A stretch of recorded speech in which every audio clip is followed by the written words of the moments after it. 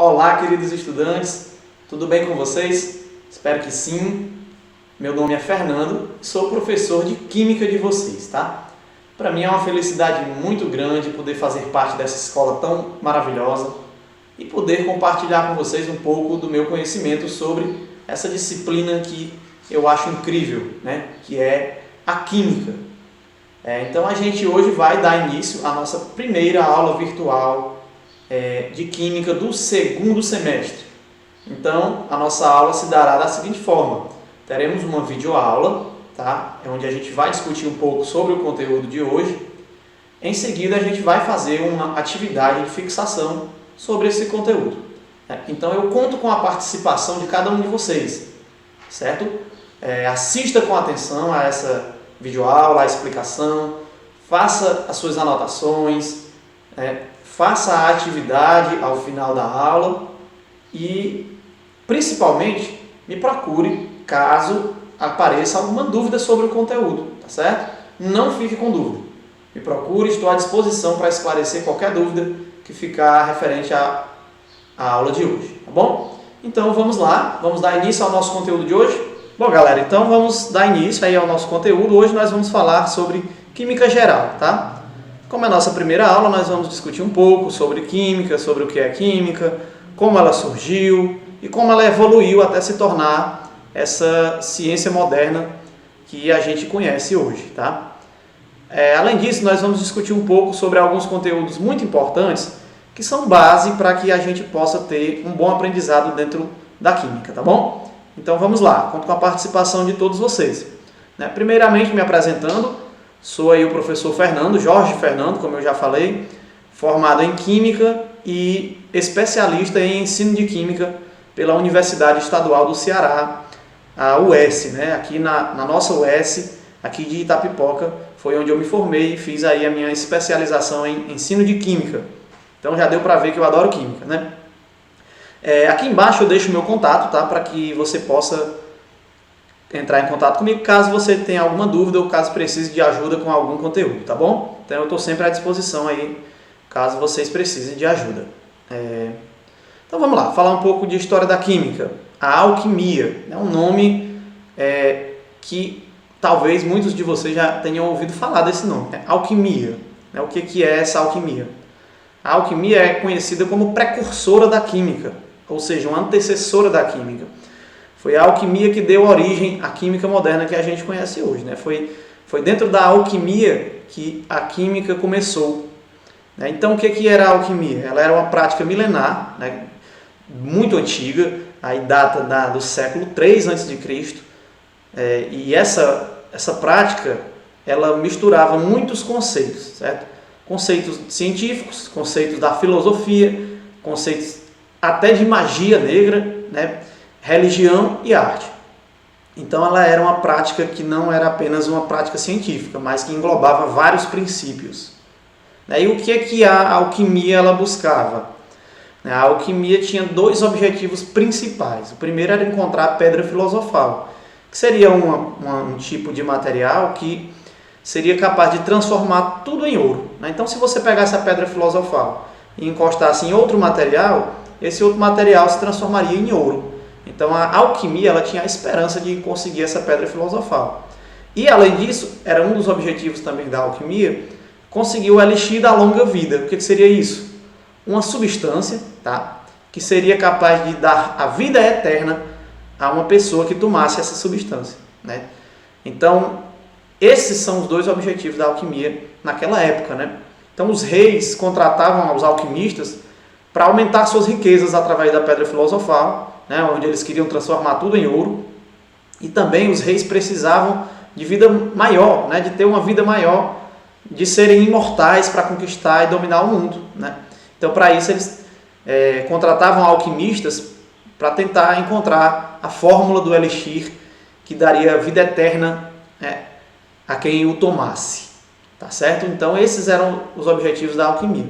A gente tem aqui algumas fotos de laboratórios da época onde os alquimistas trabalhavam. Então a gente vê que é uma coisa um pouco sombria, É um negócio meio estranho, certo? Então eles misturavam muitos conceitos e práticas da magia negra, da ciência, da filosofia, inclusive da arte e da religião, para tentar encontrar os seus objetivos. É claro que a gente sabe que nunca foi encontrado esses objetivos da alquimia. Eles não conseguiram encontrar a pedra filosofal, muito menos o elixir da longa vida, né, o elixir da vida eterna.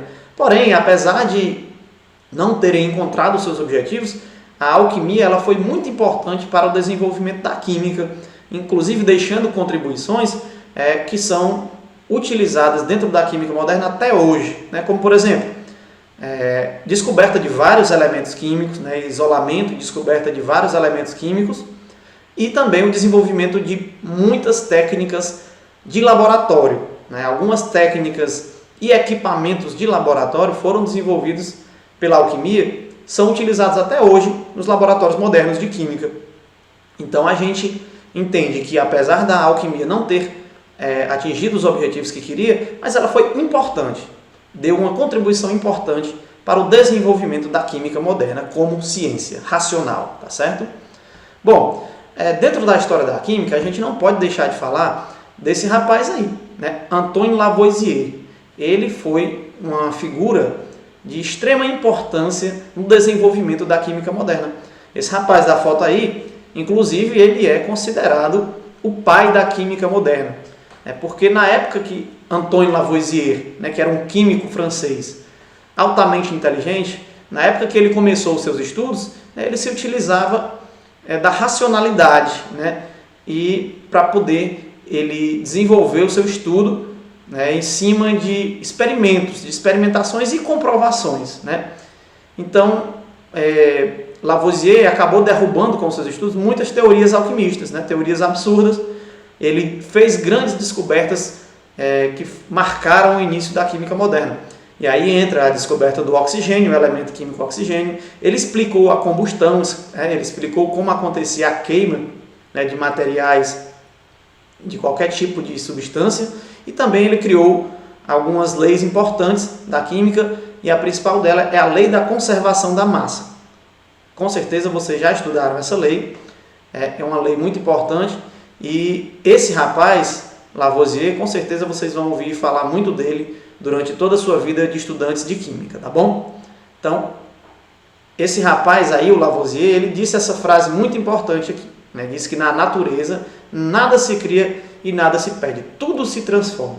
É uma frase muito conhecida do Lavoisier, onde ele, através de experimento, ele provou que dentro da natureza nada vai se perder e nada vai desaparecer, né? Tudo está em constante transformação dentro da natureza, tá bom? Bom, então esse rapaz aí, né, Lavoisier, ele teve uma grande contribuição para o desenvolvimento da química moderna, certo? Na alquimia, na época da alquimia, pensava-se que a matéria, né, era formada de 4 elementos. Que elementos seriam esses? Ar, água, fogo e terra. Então esse filósofo aí da foto, Aristóteles, né, ele dizia que tudo no universo era formado por uma mistura em diferentes proporções desses 4 elementos.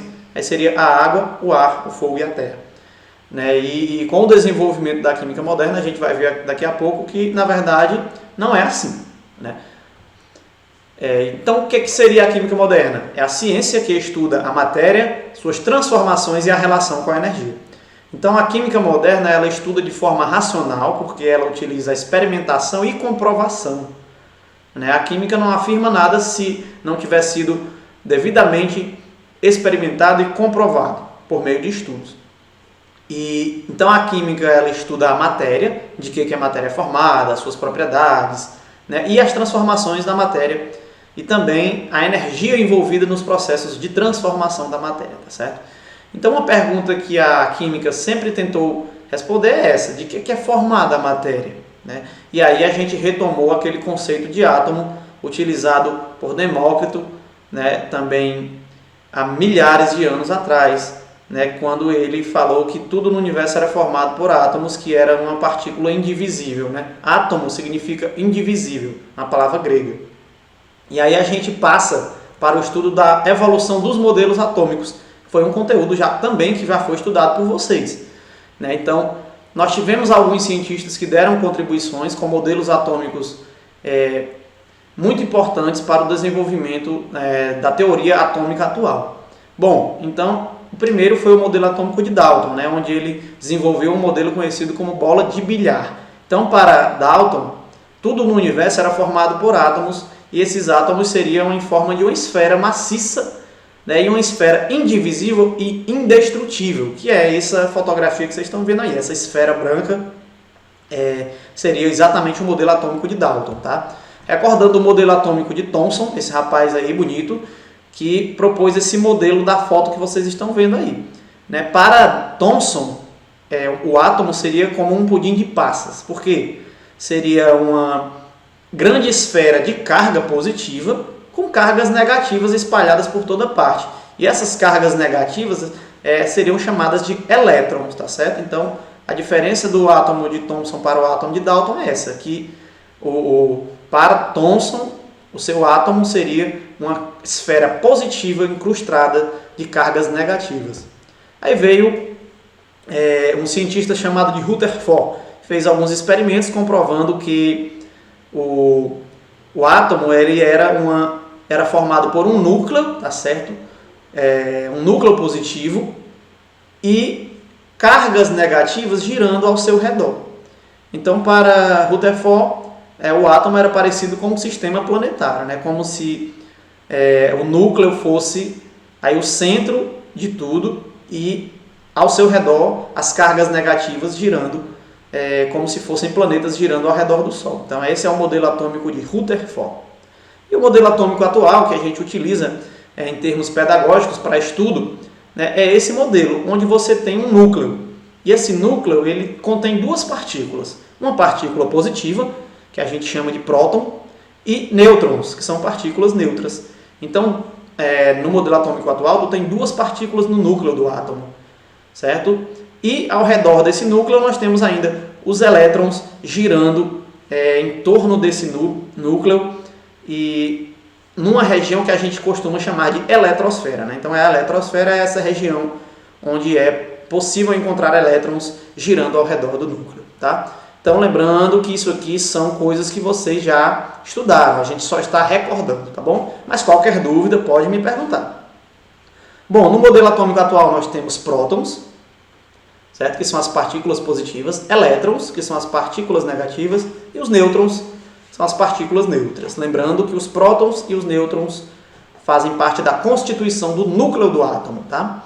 Bom, muita atenção para essa informação que eu vou colocar agora, né? Que em um átomo neutro, o número de prótons é sempre igual ao número de elétrons, certo? Anotem essa informação, nunca esqueçam disso.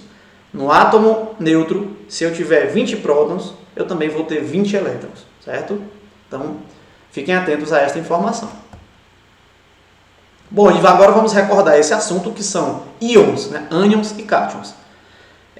O que são íons? São átomos que perderam ou ganharam elétrons, né? Como a gente viu, o modelo atômico atual, né, nós temos elétrons girando ao redor do núcleo do átomo. Então, quando um átomo ele perde ou ganha elétrons, ele se transforma em uma coisa que a gente chama de íons, né? E aí o íon é um átomo com carga, né? Ele pode ter carga positiva ou carga negativa, dependendo se ele perder ou ganhar elétrons. E aí eu especifiquei aí embaixo, né? Aquele átomo que ganha elétrons, ele fica com carga negativa, ele é um íon negativo. E ele passa a ser chamado de ânion, tá? Quando um átomo ele perde elétrons, ele passa a ser chamado de cátion. E aí ele fica com carga positiva, tá? Então, sempre tenham essas informações, sempre recordem dessas informações, porque são informações muito importantes que nós iremos estudar, sempre utilizar essas informações no estudo de química, tá bom? Bom, é a formação do cátion e a formação do ânion, né? Um cátion, observem, o cátion ele tem aí, nesse exemplo, ele tem 5 cargas positivas no núcleo e 3 cargas negativas. Então o cátion sempre tem mais cargas positivas do que cargas negativas. E o ânion, o contrário, né? O ânion, nesse exemplo, o ânion tem 5 cargas negativas e apenas 3 positivas. Então o ânion sempre vai ter mais cargas negativas do que cargas positivas, tá? Bom, aí é a produção, a geração de um ânion. O ânion, ele parte do átomo neutro, né? Veja que esse átomo neutro, ele tinha 3 cargas negativas, ou seja, 3 elétrons, e ganhou 1, ficou com 4 elétrons. Ele se transformou num ânion, tá certo? Um átomo com cargas negativas mais do que cargas positivas. E aqui a geração do cátion. O cátion é quando ele perde elétron. Então esse átomo neutro tinha 3 elétrons, perdeu 1, ficou apenas com 2. Né? Produzindo aí um cátion que tem cargas negativas, ou seja, elétrons, menos do que cargas positivas, tá? Que são os prótons. Olha, aí alguns exemplos de ânions, tá? Representação de íons negativos. O F-, né? O íon flúor, que significa aquele menos, né? Ali em cima do flúor, significa que ele ganhou um elétron e está com uma carga negativa. Esse S2- aí embaixo, né? O símbolo do elemento enxofre, com 2-, significa que ele ganhou 2 elétrons. Então ele está com 2 cargas negativas. E a gente representa assim, com 2-, significando que ele ganhou 2 elétrons. E o N3, que é o nitrogênio, significa que ele ganhou 3 elétrons, tá certo? E agora algumas representações dos cátions. Os cátions são os íons positivos, ou seja, eles perdem elétrons e ficam com cargas positivas. No caso, o primeiro caso, o Na, né, o sódio, ele perdeu um elétron, então ele fica com uma carga positiva. O cálcio, Ca2+, perdeu 2 elétrons e ficou com 2 cargas positivas. E o Al3+, que é o alumínio, ele perdeu 3 elétrons e ficou com 3 cargas positivas, tá certo? Bom, era isso que a gente tinha para discutir hoje, queridos alunos. Agradeço a todos pela participação. Espero que você não fique com dúvidas, né? Me procure para esclarecer qualquer dúvida. Lembrando que esse assunto já foi visto, trabalhado por vocês, mas que é bom a gente recordar e ter sempre conhecimento dessas informações, tá? Então não fique com dúvidas, faça a atividade, reveja o vídeo se for preciso, me procure que a gente esclarece qualquer dúvida. Então, muito obrigado a todos pela participação e até a próxima aula, se Deus quiser.